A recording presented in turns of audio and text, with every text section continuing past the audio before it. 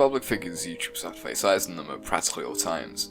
One mistake can haunt them for the rest of their lives, and just like famous figures in the past, those mistakes can take the form of some, let's just say, not so legal actions. Except, you know, half the time the stories aren't even true. There have been so many allegations of that nature in the past, and they've been especially prevalent recently, causing some creators to go as far as to leave the internet altogether. But although a lot of the ones do turn out to be either false or just extremely over-exaggerated, there were some that turned out to be true and proof without a shadow of a doubt. And although these people sometimes left the internet, a lot of them did decide to come back to, thankfully, not too much support. Although there were definitely some people who decided to enjoy letting a creator cloud their bad judgment. In this video, I'm going to be going over the stories of a couple of pedophile allegations, the true and the false, and maybe by the end we'll be able to see some kind of patterns to figure out how to deal with cases like this in the future. I'm just going to be giving a short summary of the case because otherwise this video will be like 10 hours long, but I'll have a more in-depth video on each person linked in the description. Also, you know, obvious disclaimer, you clicked on a video of pedo in the title unless I decide to change it. I'm going to be talking quite heavily about pedophilia in this video, so if you aren't comfortable with that, I would definitely suggest clicking on a different one. Zapsai is arguably the most famous, or rather infamous, false pedo allegation in the commentary community at least, being the first victim of I'm Alex's pattern of false allegations. Now, there are hundreds of videos on the Zapsai situation, so I'll try and explain it fairly quickly. If you want to know more, I'd really suggest DeOrio. Essentially, Zapsai, real name Ed, was a very promising creator back in 2016, making really good content that I'd say, honestly, still holds up today. He started making connections, notable ones include Leafy's Here, Pyrocynical, Elvis the Alien, Bionic Pig, and, you know, of course, I'm Alex. Elvis the Alien, Bionic Pig, and Zapsai started a podcast together, and they made quite a few episodes. Although the podcast came to a fairly abrupt end when Elvis the Alien, Bionic Pig, and I'm Alex made an episode of the podcast Behind Ed's Back, wherein Alex, Ed's best friend at the time, explained how in a private conversation with Alex, Zapsai admits being a diagnosed sociopath. Ed told me about 4 or 5 days ago now that he was a diagnosed sociopath. Although later we would find out his actual diagnosis, that being antisocial personality disorder. But the allegation I want to focus on is that Zapsai being a paedophile. It's not, in his state, it's not illegal. Yeah, it's not illegal. He's not a fucking paedophile. Like, don't go around and call him a paedophile. You call him a paedophile, honestly, like, fuck you, it doesn't help. But the age is actually, like, it's important, not because it's, like, illegal or whatever, it's just because younger people are easier to manipulate.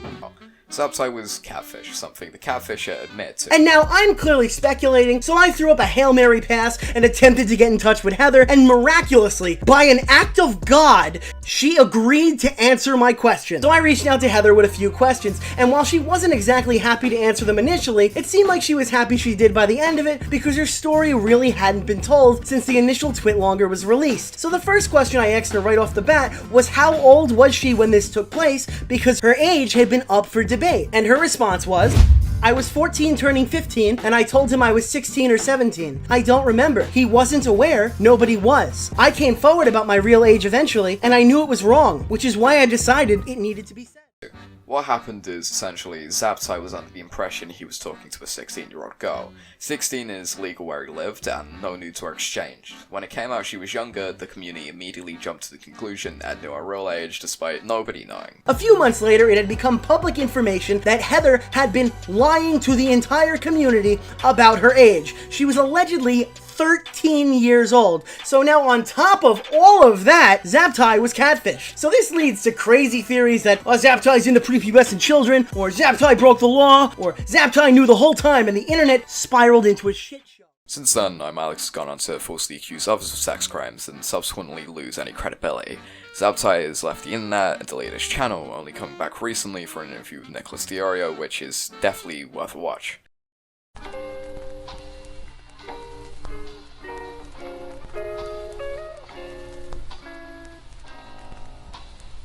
In late 2020, an artist by the name Ivory Rasmus accused Pyrocynical of grooming them in 2017.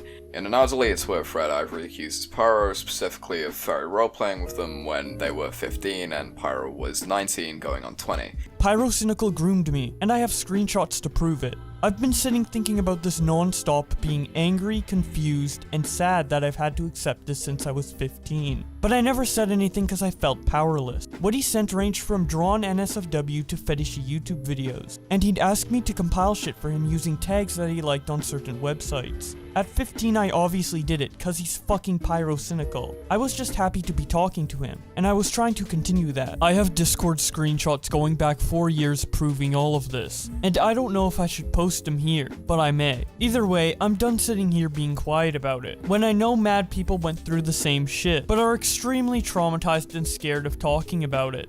No news for Sen, and while it wasn't technically grooming, I don't blame Ivory for thinking they were groomed.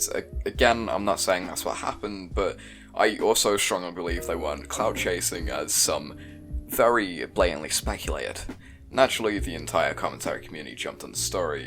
The common consensus at first was that the messages were fake, as they were from a deleted account, but this was literally disproved by Pyrocynical, who admitted to sending messages, but denied knowing Ivory's age. This caused Turkey Tom's infamous videos and Google document, where he tried to paint Pyrocynical as fully guilty. I made a video defending Tom, and while I still somewhat agree with it, through reflecting on the evidence and wording, it was definitely flawed in a few aspects. I mean, the situation is definitely strange. Pyrocynical was the last person I would have assumed to be into obese, very far-fetched roleplays, but I mean, here we are. In conclusion, it's very weird, but nothing illegal happened, and not grooming. Whether he knew Ivory's age or not is something we'll probably never know the answer to, but most people agree he didn't. At the end of the day, he should have just verified age, just really dumb on his part.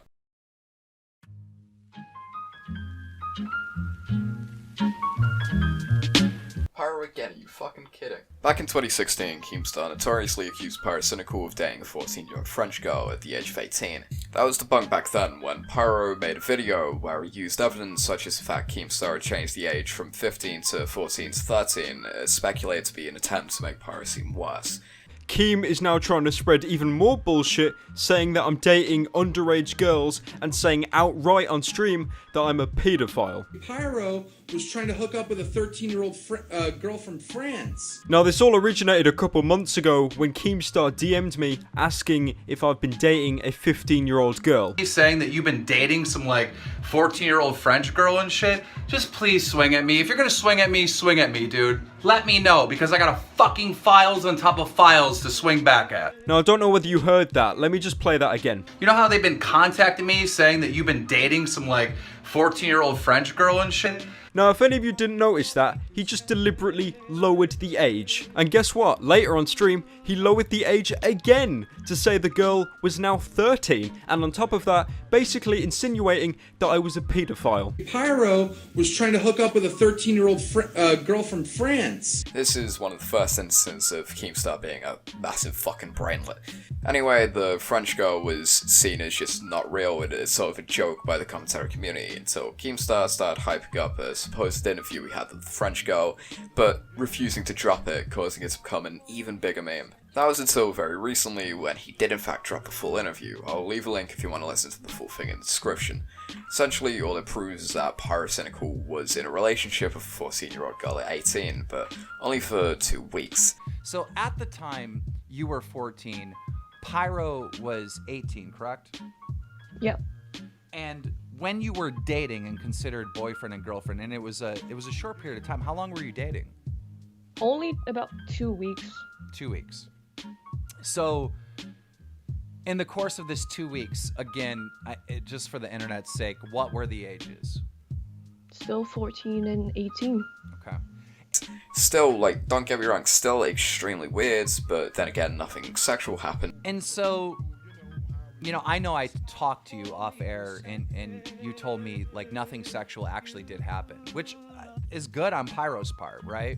We did, however, find out she was sexually assaulted by a commentary YouTuber at the time, Ancient Reality. But the thing is, Keemstar hyped this up as the Pyrocynical French girl interview, and because of that, not many people actually took notice of the Ancient Reality shit. In conclusion, Pyrocynical is certainly very fucking strange, but I don't think there's enough proof to label him as pedophile. Fuck Ancient Reality for being an actual pedophile though, and fuck Keemstar for handling the situation so poorly.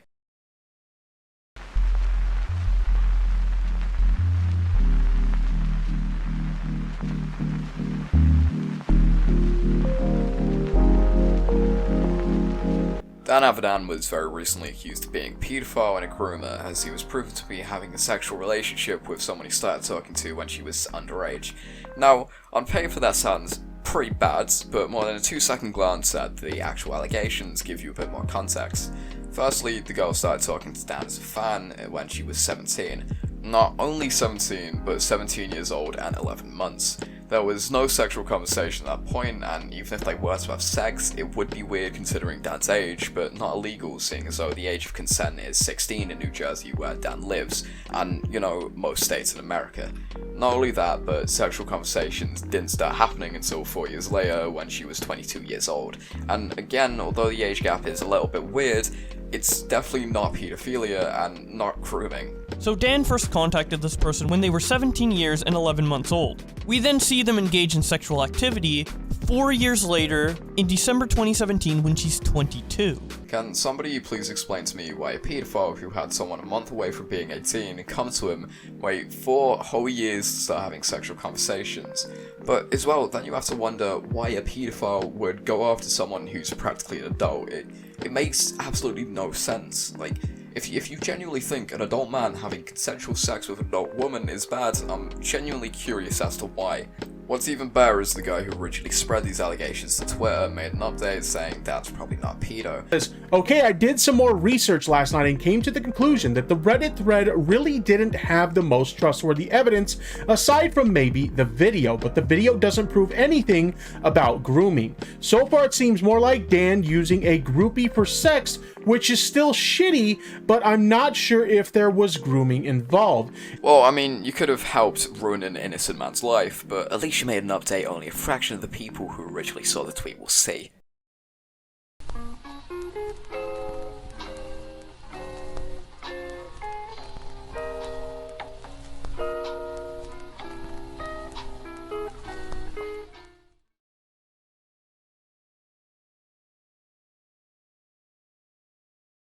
James Charles is a man who needs no introduction, and that's in part due to the numerous controversies he's been in.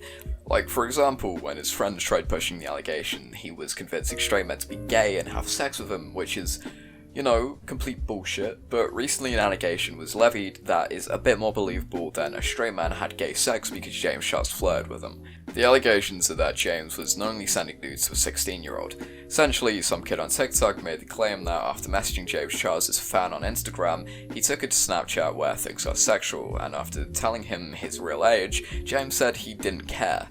The 16-year-old also had nudes of James he took on another device to back up his claim. James made a statement saying, amongst other things, that at first he asked the kid his age, to which he replied saying he was 18. James, deciding not to verify age, continues talking. James then gets suspicious, pressures the kid on his age, who admits he's 16, and James completely stops talking to him. Now, this one hasn't been proven, and it could go either way. Personally, I have a couple problems with the allegations, namely that if the kid had enough hindsight to get an iPad to get proof of James sending nudes, why didn't he take a picture of the messages of James saying he's fine with him being underage? Also, if he had enough hindsight to gather evidence, why didn't he just stop talking to James in the first place instead of after James started talking to him more? But those are just some things I found fishy. Anyway, while it is plausible that James knew his age, it's honestly not too far of a stretch to think the kid originally lied about his age, either just being a fan of James or intending on doing something a bit more malicious. I also want to add Eva Klein went very hard on this unproven allegation, attempting to get rid of James' sponsors, very likely because he still holds a grudge over that time he thought James stole his merch design. But yeah, innocent until proven guilty, and don't attack sponsors unless you know for sure the guys are wrong. But at the end of the day, anyone using Snapchat is just kind of looking for trouble, especially someone as high profile as James.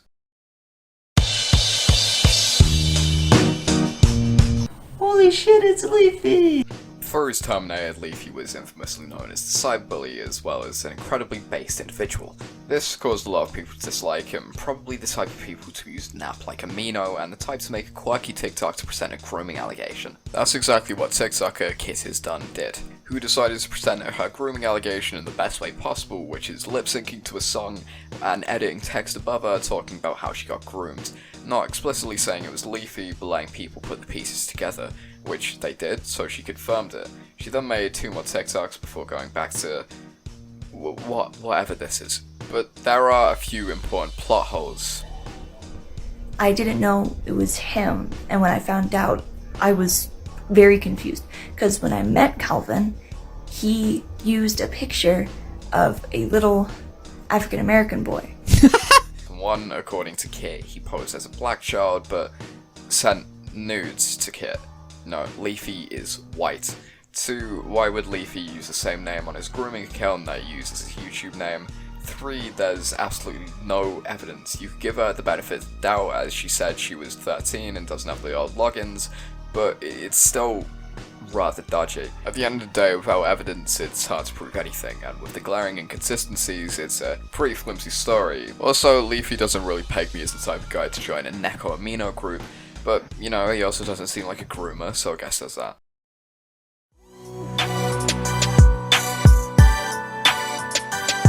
LionMaker is the first proven groomer on this list due to the absolutely overwhelming evidence against him. Evidence, for example, paying a 16-year-old for nudes, asking his underage fans for nudes, asking videos of underage fans shaking their asses, and going as far as to tweet out news from an underage girl he was in a relationship with.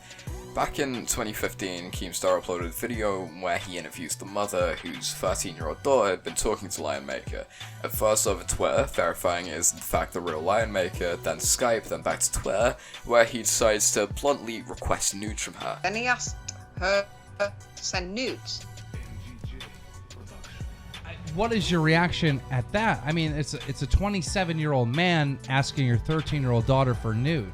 He then starts dating a 16-year-old as an almost 30-year-old man whose asshole he posted on Twitter. But what happened next was absolutely disgusting. He tweeted out a nude picture of the 15-year-old girl. Now, we didn't screenshot that, and we're not going to show you that because that is child porn. I believe he then went to prison for child porn, which isn't that much of a surprise, but when he got out, he came back to YouTube and started going on fucking unhinged drunken rants while streaming Red Dead. Romeo Lacoste was a man who started his career by kissing the asses of any celebrity he could find, by giving them free tattoos in hopes of exposure. Now, while there's nothing inherently wrong with that, it's just kind of funny how he would drive to anyone in LA in hopes they shout out his Instagram.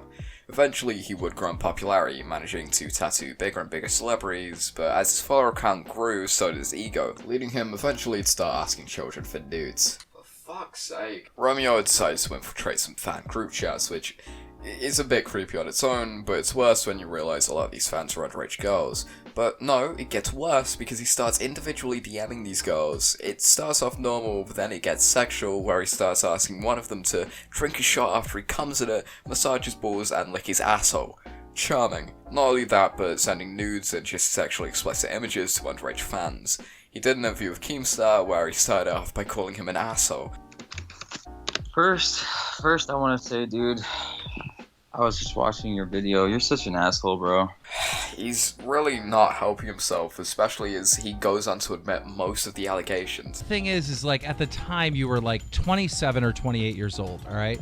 If this girl says I'm almost 18 and you know she's not telling you that she's legal and you pursue her sexually, you're in the wrong. I mean, you're the adult. You're the adult, man. You know, and now they're coming out saying they were 15 to 14 at the time. Bro. No, you're right. You're absolutely right. But I also feel like okay, you're absolutely right. Like, it's fine though, because Keem gave him credit for being a boss-ass tattoo artist.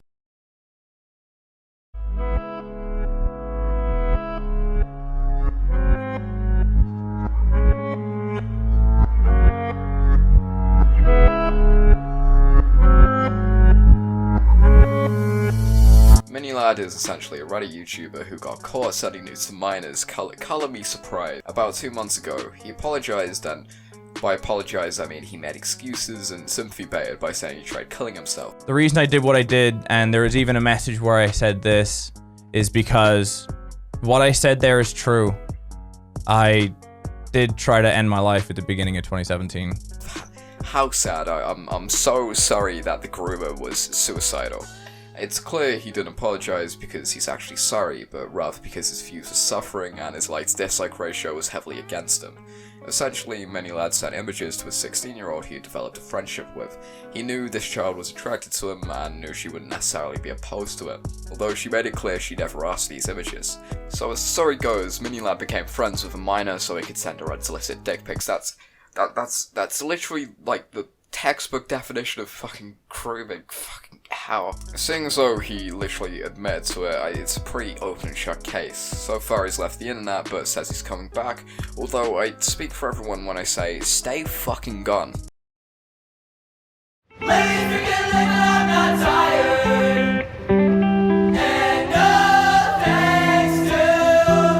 Zoe LaVerne is a famous TikToker, media red flags, who I'd first heard of when I saw this clip of a grown fucking woman having a tantrum because someone almost got more followers than her. I've been literally crying about this for like an hour because it's just so like pathetic that like she just comes in and like almost passes, like she's so close to passing me and everybody's reminding me that she's gonna pass me, and I just want to prove this bitch that I am better than her because I am Zoe fucking LaVerne and I am literally the star of TikTok, and TikTok is putting me down and boosting her up, and I'm about to go to TikTok headquarters and strangle their necks. Grown fucking woman. But what I want to focus on is much more sinister. It was rumored that 19-year-old Zoe LaVerne was grooming a 13-year-old boy. But you know what absolutely could not make the situation better in any way, shape, or form? Responding with the child on a live stream that very same day.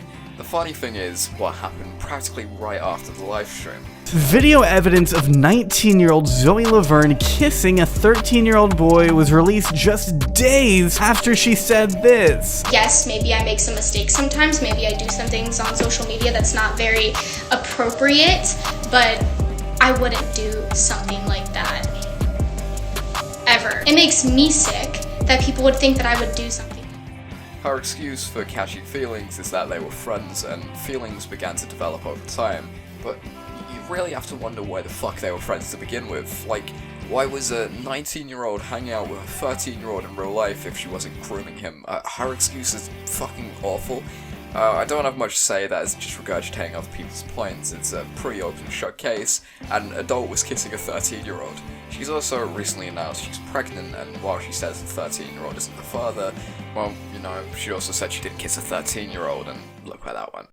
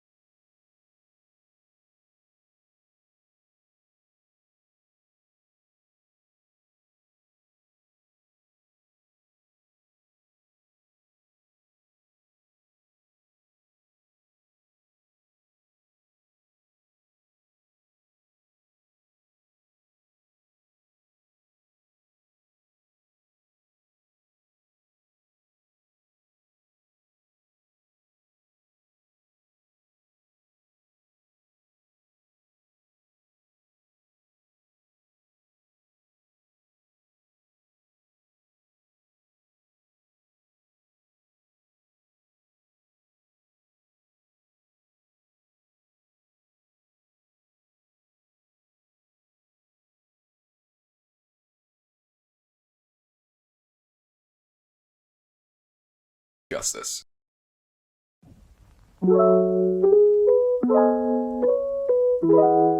There are a lot of cases very similar that I didn't cover, either because I'm not personally that interested in them, or there's not that much to cover.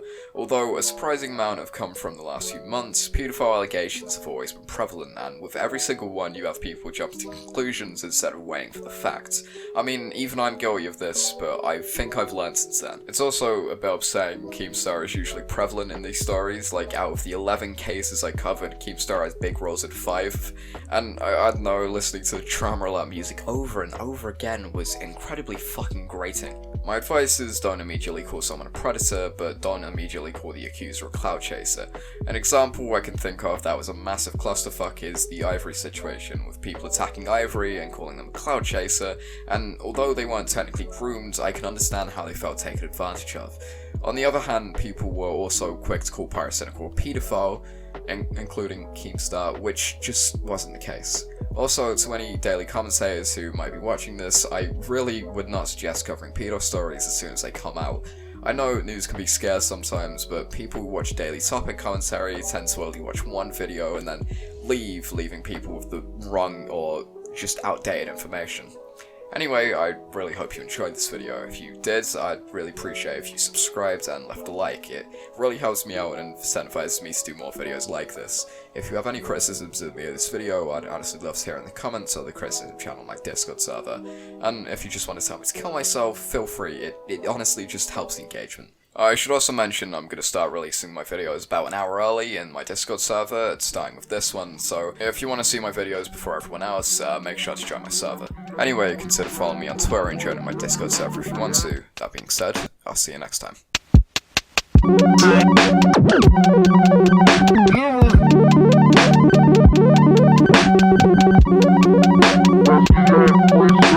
That's